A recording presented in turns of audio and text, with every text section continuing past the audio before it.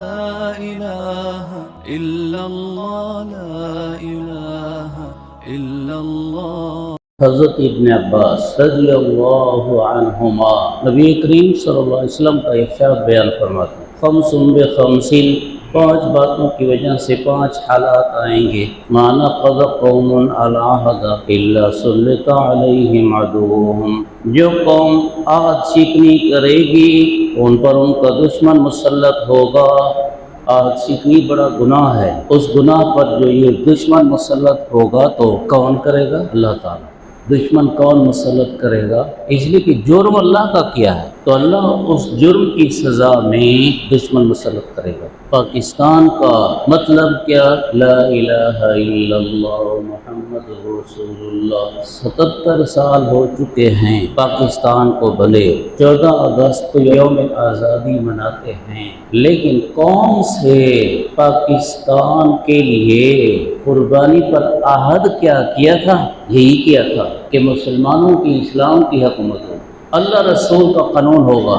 جب عہد شکنی کی دشمن مسلط ہوگا، بنگلہ دیش چلا گیا دشمن مسلط ہو اور مسلسل خطرات رہتے ہیں. وما حکموا بغیر ما انزل اللہ الا فشا فیہم الفقر، اللہ کے نازل کیے ہوئے قانون چھوڑ کر فیصلے کریں گے تو ان میں فقر عام ہو جائے گا. پاکستان بجائے ترقی کے تنزلی میں جا رہا ہے اور مسلسل جا رہا ہے. بجائے مالدار ملک ہونے کے، امیر ملک ہونے کے، دن بدن غریب تر ہوتا جا رہا ہے. کیوں؟ اللہ کے فیصلے نافذ نہیں کرتے. وَلَا ظَهَرَتْ فِيهِمُ الْفَاحِشَةُ إِلَّا فَشَا فِيهِمُ الْمَوْتُ، اور جن لوگوں میں بے حیائی عام ہو جائے گی ان لوگوں میں موت عام ہو جائے گی.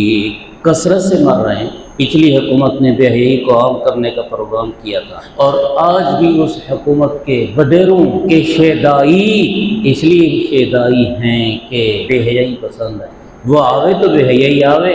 وَلَا تَطْفَفُ الْمِكْيَالَ إِلَّا مُنْعَ النَّبَاتِ، ناپ تول کم کریں گے تو پیداوار روک دی جائے گی. وَأُخِذُوا بِالسِّنِينَ، اور قحط سالی والی پکڑ آئے گی، قحط سالی والی پکڑ آئے گی.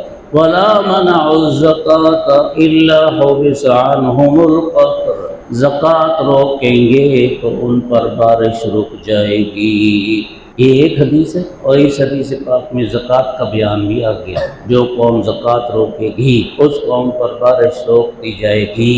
جو فردی گناہ ہو اس کا اثر فرد پر پڑتا ہے اور جو اجتماعی گناہ ہو اس کا اثر پوری قوم پر پڑتا ہے. یہاں حضور نے اجتماعی صورت میں ان برائیوں میں مبتلا ہونے کے نتیجے بیان کر، کیونکہ یہ بیماریاں اجتماعی ہو جائیں گی اس لیے ان پر مصیبتیں بھی اجتماعی آئیں گی. ایک اور حدیث ہے، اذا فعلت امتی 15 خصلۃ حل بها البلاء، جب میری امت 15 کام کرے گی تو میری امت والوں پر، میرے امتیوں پر مصیبتیں اتریں گی.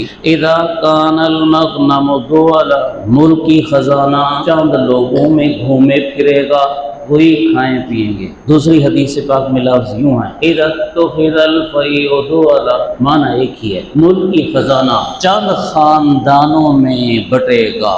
ہمارے ملک پاکستان میں ایسے ہی ہے. پہلے چند سیاسی خاندان تھے، اب ان سیاسیوں کو ہاتھ میں لے لیا ہمارے اداروں نے، اور ادارے اپنے آپ میں خوب کھاتے ہیں اور جو ان کے ساتھ ملے تو ان کو بھی خوب کھلاتے ہیں. عوام جائے بھاڑ میں، عوام کو حقوق نہیں دیے جاتے اس لیے کہ عوام بیچاری یہ بھی نہیں جانتی میں سمیت کہ ہمارے حقوق ہیں کون سے. پاکستان کا قانون کیا کہتا ہے کہ ہمارے کیا حقوق ہیں؟ جب حقوق والا ہی نہیں جانتا کہ میرے کیا حقوق ہیں، وہ حقوق وصول کیسے کرے گا، اس کا مطالبہ کیسے کرے گا؟